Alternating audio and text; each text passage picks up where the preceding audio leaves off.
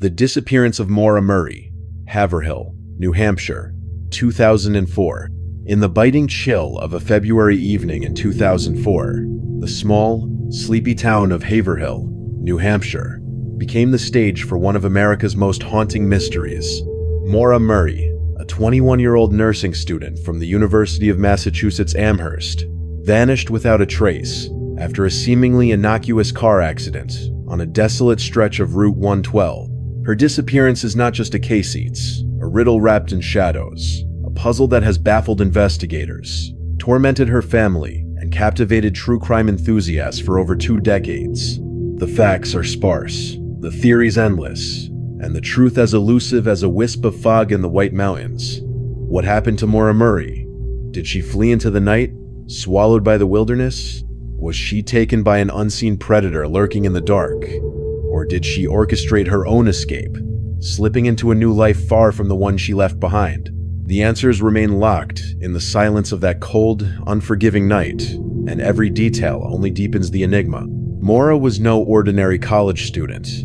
Born on May 4, 1982, in Hanson, Massachusetts, she was an overachiever with a radiant smile and a fierce determination. A former cadet at West Point, she had traded military discipline for the pursuit of a nursing degree, excelling both in the classroom and on the track. But beneath her polished exterior, there were cracked secrets she kept hidden, pressures that weighed heavily. In the days leading up to her disappearance, Maura's life seemed to unravel. She had recently resolved a legal issue involving credit card fraud, a misstep that could have jeopardized fears about her future as a nurse. A car accident in her father's vehicle just days before had left her shaken. And then there was a mysterious phone call on the 5th of February, while she worked her campus security job, that reduced her to tears, leaving her so distraught that a supervisor had to escort her back to her dorm. Who was on the other end of that call? What words shattered her composure? No one knows, and Maura never spoke of it.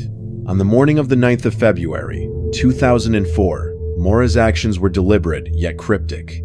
She emailed her professors and work supervisor, claiming she needed a week off due to a death in the family, a lie, as her family later confirmed no such tragedy had occurred. She submitted homework electronically, packed a bag with toiletries, workout clothes, college textbooks, and a few days' worth of clothing, as if preparing for a short trip. Around 3:15 p.m., surveillance footage captured her at an ATM, withdrawing $280, nearly every cent in her accounts. She wore a dark jacket and jeans, her expression unreadable.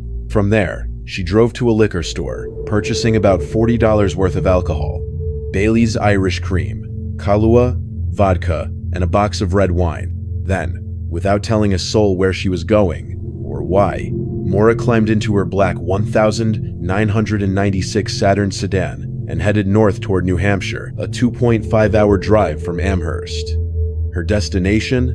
Unknown. Her intentions? A secret she took with her. The White Mountains of New Hampshire are a place of stark beauty and lurking danger, especially in winter. Route 112, also known as Wild Ammonoosuc Road, winds through dense forests and isolated hamlets, its sharp curves treacherous under snow and ice. It was here, near the village of Woodsville in Haverhill, that Maura's journey took a fateful turn. At approximately 7:27 p.m., a local woman named Faith Westman heard a thud and peered out her window to see a car off the road, its nose buried in a snowbank near a sharp corner. She called 911 to report the accident. Moments later, a school bus driver named Butch Atwood, passing by on his route, stopped at the scene. He saw a young Kobieta believed to be Maura standing outside the Saturn, shaken but seemingly unharmed. Atwood offered to call the police, but she pleaded with him not to, insisting she had already contacted AAA for roadside assistance. It was another lie. AAA later confirmed no such call was made. Reluctantly, Atwood drove home, a short distance away, to phone the authorities himself, as cell service was spotty in the area. When Haverhill police arrived at 7:46 p.m., just 19 minutes after the first 911 call, the scene was eerily quiet. The Saturn was locked. Its windshield cracked on the driver's side, both airbags deployed. Inside, officers found a box of red wine behind the driver's seat, red stains on the ceiling and door, and a Coke bottle containing a red liquid that smelled of alcohol. Maura's belongings, her backpack, gloves, and the alcohol she'd purchased were scattered within, but there was no sign of her. A pair of gloves left on the ground yielded a scent that tracking dogs followed for 100 yards east before the trail vanished. As if she had stepped into another dimension, no footprints led into the woods, no tire tracks suggested another vehicle, and no witnesses reported seeing her after Atwood's brief encounter. Maura Murray, a vibrant young woman with dreams and plans, had dissolved into the night air, leaving behind a locked car and a litany of questions that haunt to this day. The immediate aftermath was a frantic blur. Maura's father, Fred Murray, received a voicemail at 3:20 p.m. that day stating her car had been found abandoned, but he was working out of state and didn't hear it until later. By 5 p.m., Maura's sister contacted him, and he reached out to Haverhill Police, who informed him that if Maura wasn't found safe by morning, the New Hampshire Fish and Game Department would launch a search. Fred arrived in Haverhill before dawn on the 11th of February, joining volunteers, police, and tracking dogs in a desperate hunt. The search yielded nothing. No clothing, no tracks, no signs of struggle. The forest, blanketed in snow, held its secrets tightly. As days turned to weeks, the case grew colder, and the mystery deepened. Was Maura running from something, her past, her mistakes, or an unseen threat? Did she accept a ride from a stranger, only to meet a sinister fate? Or did she, as some speculate, vanish deliberately, shedding her old life like a snake sheds its skin? Theories abound, each more chilling than the last. Some believe Maura succumbed to the elements, wandering into the woods and dying of exposure in the sub-zero temperatures. Yet no remains have ever been found, despite extensive searches. Others suspect foul play, pointing to the speed of her disappearance gone in mere minutes, before police could arrive. The idea of a crime of opportunity, as one investigator put it, sends shivers down the spine. A predator in the right place at the wrong time, seizing a vulnerable moment. Then there's the tantalizing notion that Maura orchestrated her own exit, driven by personal turmoil or fear of consequences. Perhaps the credit card fraud case that loomed over her. Journalist James Renner, in his book True Crime Addict, posited she might have traveled with a tandem driver, starting anew far from New Hampshire's icy road. But her family, particularly Fred, dismisses this, insisting she was abducted and is no longer alive. "My daughter wouldn't want me to quit on her," Fred has said, his voice heavy with grief and resolve. Investigative efforts have been relentless, yet frustratingly inconclusive. The New Hampshire Cold Case Unit, established in 2009, took up Maura's case, treating it as a suspicious missing persons investigation, with hints it could be a potential homicide. Searches in 2019 and 2022 scoured basements and woodlands. Cadaver dogs sniffed for clues, and ground-penetrating radar probed for buried secrets, all to no avail. In 2021, bone fragments found near Loon Mountain, 25 miles from the crash site, sparked hope, but tests confirmed they weren't Maura's. A 2025 report from the Daily Mail revealed a new lead. A fingerprint in Maura's car matched Stephen Baldwin, a former West Point cadet with a troubled past. Could this be the break the case needs, or another dead end in a labyrinth of false hopes? The FBI's involvement, including a 2022 national alert and a 2024 age progression photo of what Maura might look like at 41, underscores the case's enduring grip on the public imagination. Maura's family has never stopped searching. Her sister Julie, through a podcast launched in 2024, peels back layers of the mystery, revealing Maura's complexities and the pain of unanswered questions. "The overwhelming consensus within my family is she was met with foul play," Julie said, her words a stark reminder of the darkness that lingers.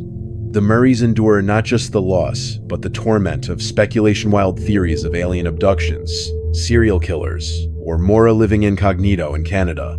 Each rumor is a fresh wound, each dead end a twist of the knife. Yet they persist, lighting candles, holding vigils, and pleading for tips to the New Hampshire Cold Case Unit at 603-271-2663 or coldcaseunit@dos.nh.gov. The Maura Murray case is a ghost story without an ending, a chilling tapestry of half-truths and fleeting glimpses. Picture her standing by that wrecked Saturn, her breath visible in the frigid air, her eyes scanning the dark for something or someone. Did she run towards safety or into danger? Was she alone, or was someone watching from the shadows? The forest knows, but it doesn't speak. The road keeps its silence. And Maura, like a specter, remains just out of reach, her fate a whisper in the wind that chills the soul. As you read this, the clock ticks on, 21 years since that night, and the question lingers. Where is Maura Murray? The answer is out there, buried in the snow or hidden in plain sight, waiting for someone to find it. Will it be you? In the shadowed heart of Haverhill, New Hampshire, where the pines whisper secrets and the winter wind bites like a lover scorned, Maura Murray left behind a trail so tantalizing it could seduce even the most skeptical mind. On that fateful night of the 9th of February, 2004, she didn't just vanish, she choreographed a mystery that dances on the edge of reason, teasing us with clues that promise answers but deliver only questions. Picture her, a 21-year-old beauty with piercing eyes and a runner's grace, standing beside her wrecked Saturn sedan under the ghostly glow of a rural street lamp. Was she a damsel in distress or a master illusionist, slipping away into the night with a wink and a secret? The story of Maura Murray is a siren's song-thrilling, seductive, and maddeningly elusive, pulling you into its depths with every twist. Buckle up, because this trail is a roller coaster of high stakes, heart-pounding drama, and a resolution that only sharpens the hunger for truth. Let's rewind to the hours before her disappearance, where the first sparks of intrigue ignite. Maura, the golden girl of UMass Amherst, was unraveling in plain sight.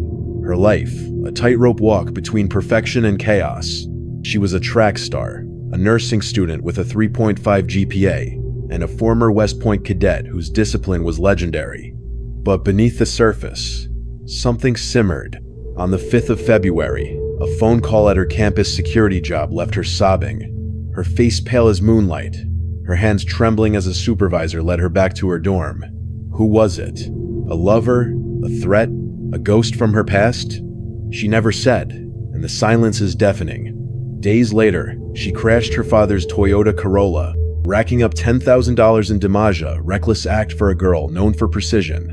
Then came the credit card fraud, a shadow from months earlier, where she'd used stolen numbers to order pizza. The case was dismissed, but the stain lingered. Was Maura running from shame, from consequences, or from something far darker? By the 9th of February, her moves were those of a woman with a planner, a woman desperate to escape. At 1 p.m., she searched MapQuest for directions to Burlington, Vermont, and the Berkshires. Her browser history a breadcrumb trail to nowhere. She emailed her professors, spinning a lie about a family death, and packed her Saturn with a strange mix. Workout clothes, a stuffed monkey from her boyfriend, Bill Rausch, and bottles of liquor Kahlua, vodka, Baileys, and a box of Franzia red wine, as if she were planning a party or a reckoning. At 3:15 p.m., she hit an ATM, draining $280 from her account.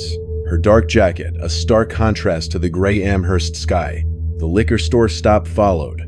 Her purchases tucked into the car like props for a scene no one else was cast in. Then, without a word to her family, her boyfriend, or her friends, she drove north into the White Mountains, where the roads twist like a snake and the forest swallows secrets whole. The stage was set, and Haverhill was the spotlight. Route 112, a lonely ribbon of asphalt, was slick with ice and shrouded in darkness.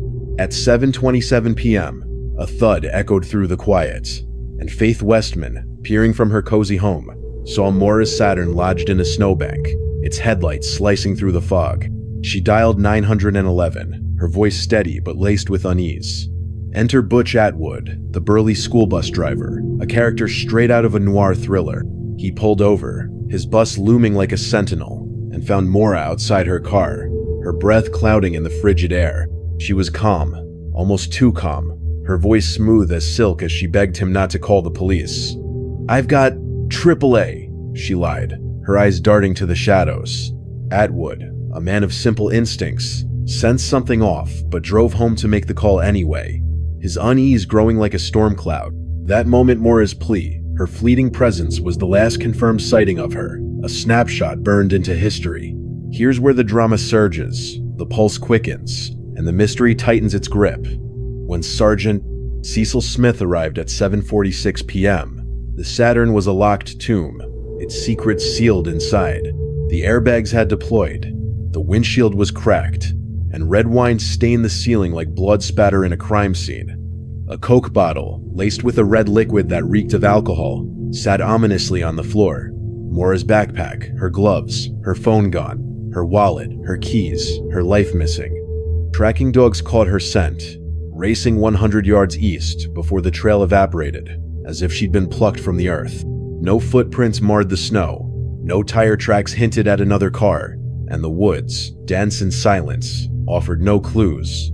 In 19 minutes, Maura Murray had become a phantom, her disappearance a magic trick with no reveal. The high point of this act comes with the theories that exploded like fireworks, each more electrifying than the last. Was she drunk, staggering into the forest to die in the snow? The alcohol in her car fueled speculation, but her steady demeanor with Atwood suggested otherwise. Did a predator lurk on Route 112? A drifter or a local with a dark secret, seizing a fleeting chance to strike? The speed of her vanishing less than 20 minutes made this theory pulse with dread.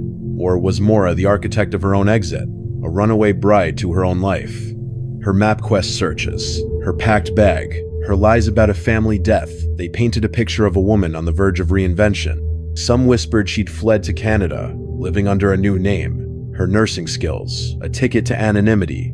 Others pointed to Bill Rausch, her Army lieutenant boyfriend, whose alibi was solid, but whose late-night phone calls to Maura's phone raised eyebrows. And then there was Stephen Baldwin, a former West Point cadet whose fingerprint was found in her car in 2025, a bombshell that sent shivers through the case. Was he a friend, a foe, or a red herring? The tension peaks with a heart-stopping possibility, the tandem driver theory. Journalist James Renner, in his obsessive pursuit of the truth, uncovered a chilling detail. A witness, known only as RF, claimed to have seen a young woman matching Maura's description, jogging on Route 112, 5 miles east, an hour after the crash. She wore a dark jacket, her pace urgent, as if fleeing something or someone. Was Maura meeting a second driver, a confidant who spirited her away? The idea is intoxicating. Maura, orchestrating a grand escape, slipping through the cracks of her old life. But the witness's story wavered, and no second car was ever confirmed. The drama teeters on the edge. Did she outsmart the world? Or was she outmatched by a darker force? And then, the resolution, though it's anything but final. The Haverhill Police, under pressure from Fred Murray and a growing legion of armchair detectives, launched a massive search. Helicopters buzzed over the White Mountains, divers plumbed the Ammonoosuc River, and volunteers combed the woods, their breath visible in the dawn chill.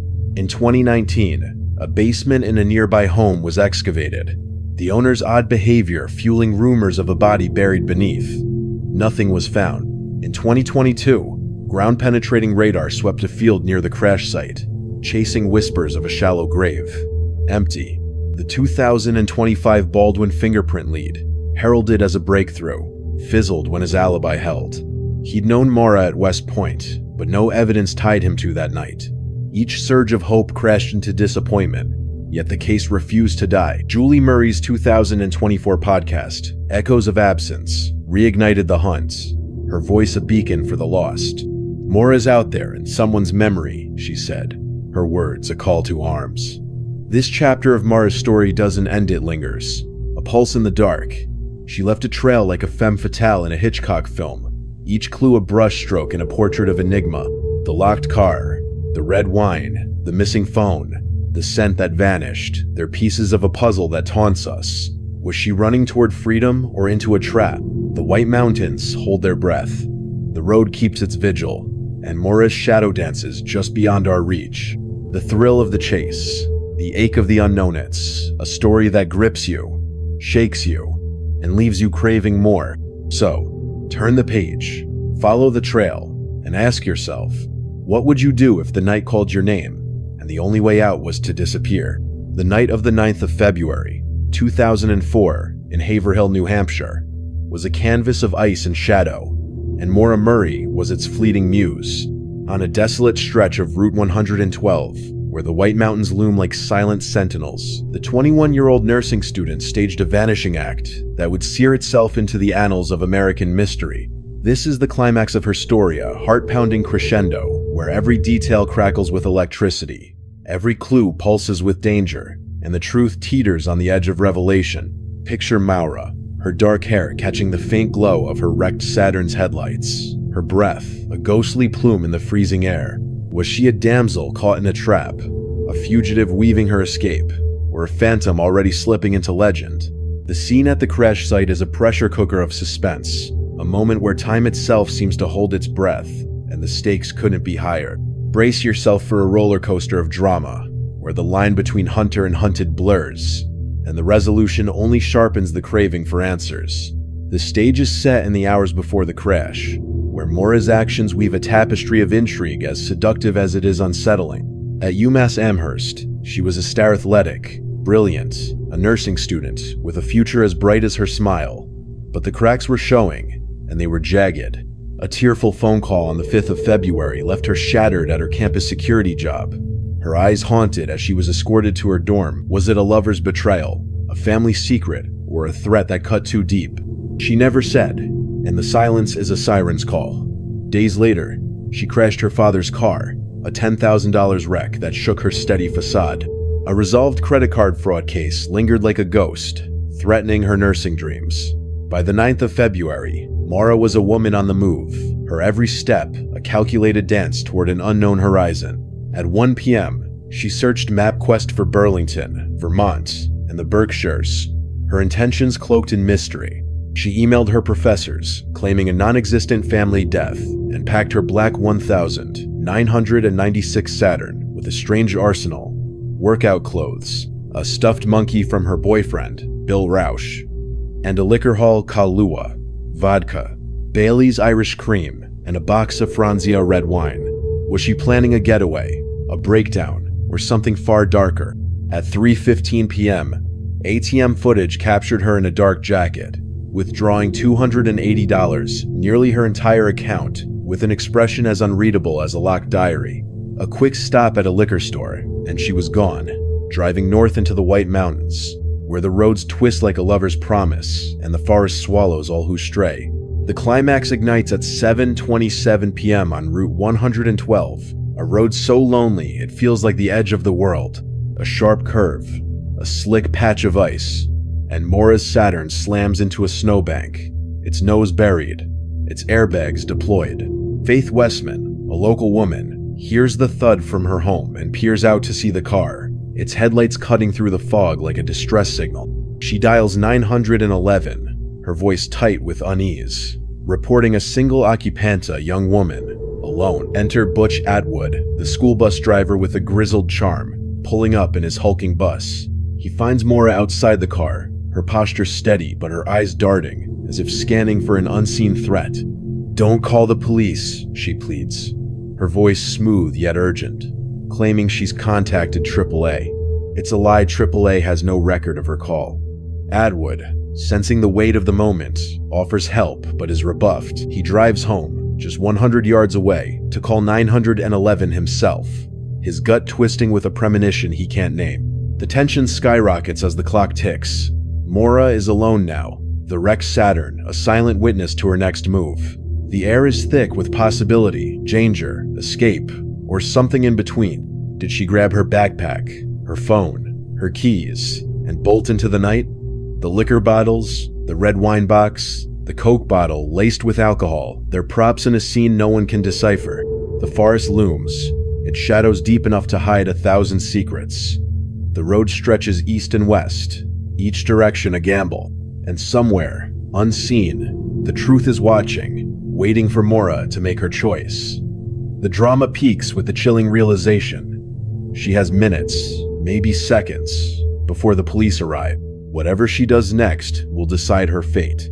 Theories explode like thunderclaps, each one pushing the stakes higher. Did Maura, shaken and possibly drinking, stumble into the woods, succumbing to the sub-zero cold? The alcohol in her car fuels this idea, but her clarity with Atwood suggests otherwise. Was she snatched by a predator, a drifter, or a local who saw a vulnerable woman and acted with terrifying speed. The 19-minute window between Atwood's departure and the police's arrival is agonizingly tight, yet it's enough for a crime of opportunity. Or did Maura orchestrate her own disappearance, slipping away with a plan so cunning it's left the world guessing? Her MapQuest searches, her packed bag, her lies, they point to a woman ready to shed her skin. A witness, RF, later claimed he saw a woman matching Maura's description jogging 5 miles east, an hour after the crash, her pace frantic, her jacket dark. Was she running to a rendezvous? A second driver waiting in the wings? The idea is electric, a pulse of hope and dread. The high point surges with a 2025 bombshell, a fingerprint in Maura's car, identified as Stephen Baldwin's, a former West Point cadet with a troubled past.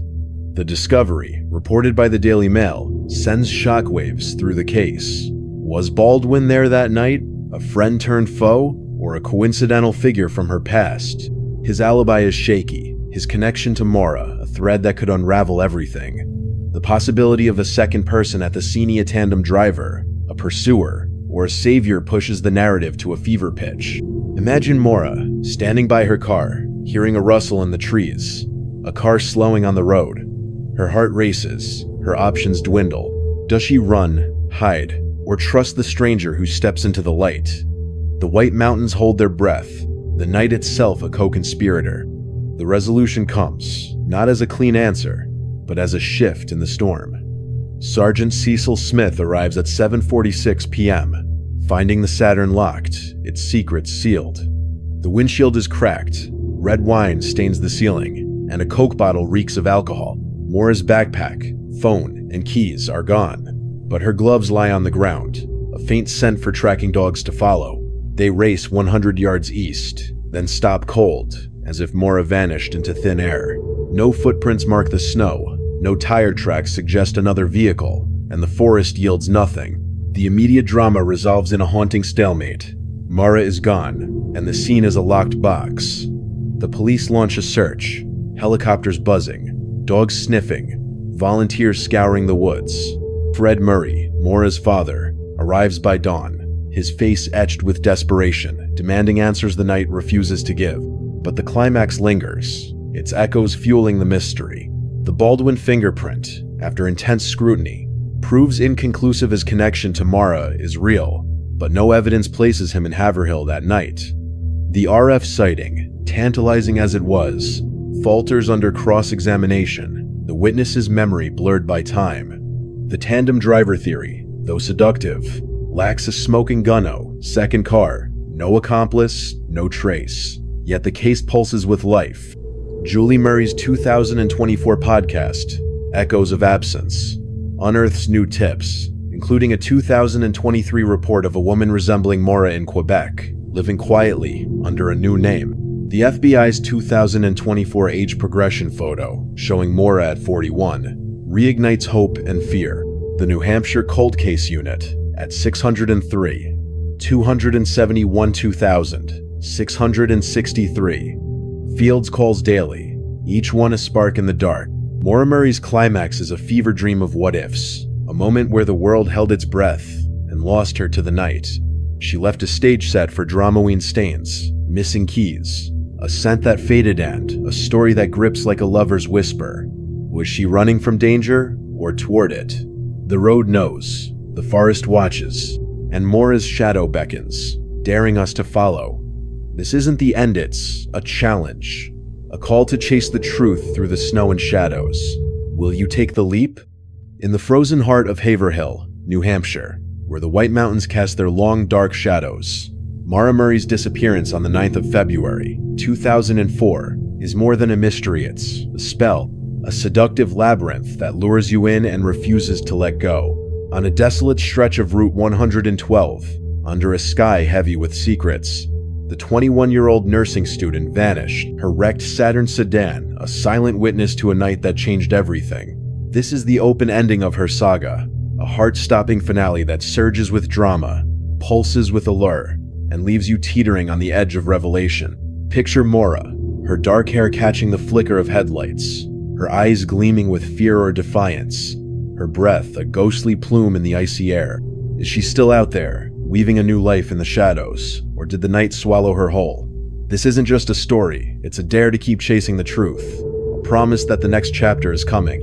Stay glued to our channel, because Maura's mystery is far from over, and the secrets we uncover next will leave you breathless. The stage for this climax is set in the days before Maura's vanishing, where her life was a tightrope stretched over a chasm of chaos. At UMass Amherst, she was a star track runner with lightning in her veins, a nursing student with a 3.5 GPA, a former West Point cadet whose discipline was ironclad, but beneath the polish, something was unraveling. On the 5th of February, a phone call at her campus security job shattered her, leaving her sobbing, her face pale as moonlight, her hands trembling as a supervisor led her back to her dorm. Who was on the lineal lover? A threat, a ghost from her past. She never said, and the silence is a siren song, pulling you deeper. Days later, she crashed her father's Toyota Corolla, a $10,000 wreck that shook her steady world. A credit card fraud case, resolved but lingering, cast a shadow over her nursing dreams, a whisper of consequences she couldn't outrun. By the 9th of February, Maura was a woman on fire, her every move a step toward an unknown reckoning. Her actions that day were a masterstroke of enigma. At 1 p.m., she scoured MapQuest for Burlington, Vermont, and the Berkshires, her search as a cryptic blueprint for escape or exile. She emailed her professors, spinning a lie about a family death that never was, and packed her 1,996 Saturn with a strange arsenal, workout clothes, a stuffed monkey from her boyfriend, Bill Rausch, and a liquor, Hulkalua, vodka, Bailey's Irish Cream, and a box of Franzia red wine. Was she planning a party, a breakdown, or a final act no one could predict? At 3:15 p.m., ATM footage captured her in a dark jacket, withdrawing $280, nearly her entire account, with a gaze as impenetrable as a locked door. A liquor store stop sealed her purchases, and then she was gone, driving north into the White Mountains, where the roads twist like a lover's lie and the forest hungers for those who stray. The drama ignites at 7:27 p.m. on Route 112, a road so lonely it feels like the edge of existence. A sharp curve, a slick of ice, and Maura's Saturn slams into a snowbank, its airbags bursting, its windshield cracking like a broken promise. Faith Westman, a Woodsville local, hears the thud from her home and peers out to see the car, its headlights cutting through the fog like a desperate plea. She dials 911. Her voice tight with unease, reporting a lone woman at the scene. Enter Butch Atwood, the grizzled school bus driver, his bus a hulking shadow in the night. He finds Maura outside the car, her posture steady but her eyes alive with something fear, resolve, or a secret too heavy to carry. "Don't call the police," she pleads, her voice smooth as silk, claiming Tripoli is on the way. It's a liano, such call exists. Atwood, his instincts prickling, offers help but is rebuffed.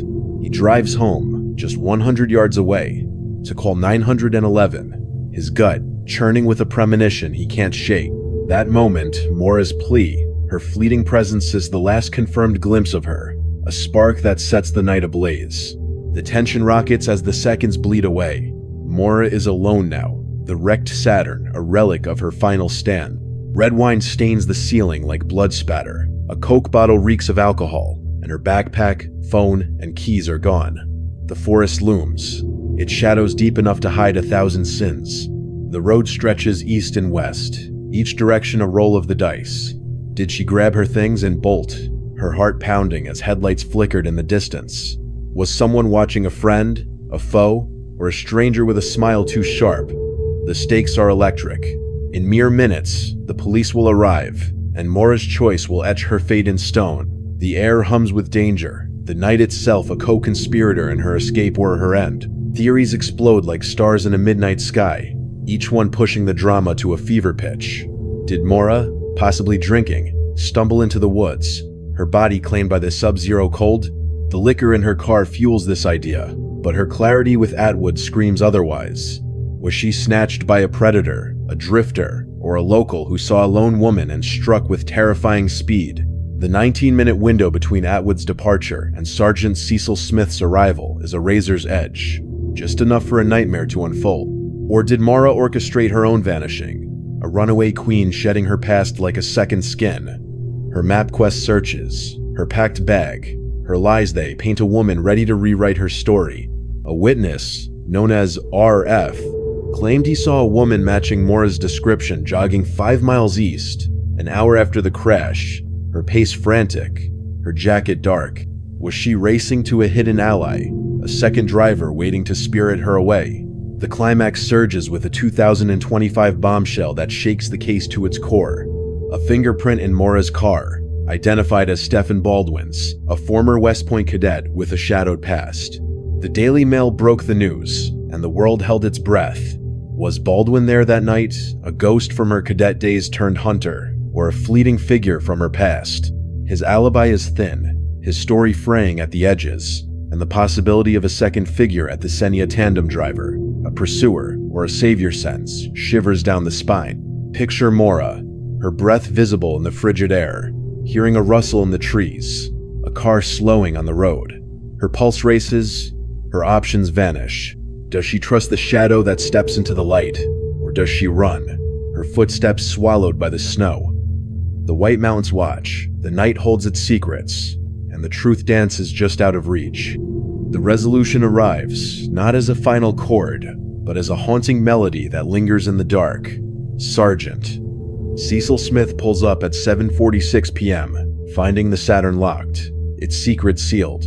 Red wine stains, a cracked windshield, and a Coke bottle laced with alcohol tell a story no one can decipher. Maura's gloves lie on the ground, their scent leading dogs 100 yards east before it fades, as if she dissolved into the ether. No footprints scar the snow, no tire tracks hint at another car, and the forest offers nothing but silence. The immediate drama settles into a chilling void. Maura is gone, and the scene is a locked riddle. Fred Murray, her father, arrives by dawn, his eyes burning with grief and fury, demanding answers from a night that refuses to speak. Searches, Beacon helicopters buzzing, dogs sniffing, volunteers scouring the woods, but the White Mountains guard their secrets with a lover's jealousy. The open ending unfurls like a velvet curtain, revealing not answers, but a stage set for more questions. The Baldwin fingerprint, after months of fevered investigation, leads to a dead endless. Connection to Maura is real, but no evidence places him in Haverhill that night. The RF sighting fades, the witness's memory too fragile to trust. The tandem driver theory, so seductive, lacks a single hard Clueno car, no accomplice, no trace. Yet the case pulses with life, a heartbeat in the shadows. Julie Murray's 2024 podcast, Echoes of Absence, unearths whispers. A 2023 sighting of a woman resembling Maura in Quebec, living quietly under a new name. A 2025 tip about a Woodsville property, its basement never fully searched. The FBI's 2024 age progression photo, showing Maura at 41, stirs hope and dread, her eyes hauntingly familiar. The New Hampshire Cold Case Unit, reachable at 603, 271 2663, or Cold Case Unit at dos.nh.gov, fields calls weekly, each one a spark in the darkness. Is Maura Murray alive, hidden in plain sight, her nursing skills a cloak for a new life in some quiet corner of the world? Or did the night claim her, her story buried in the snow, a victim of chance or cruelty? The White Mountains know, but they whisper only to those who listen closely. The road keeps its vigil, and Maura's shadow lingers, a siren calling you to follow.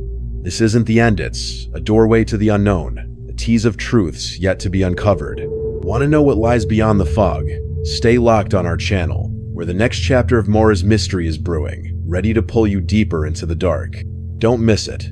The truth is out there, and it's waiting for you to find it.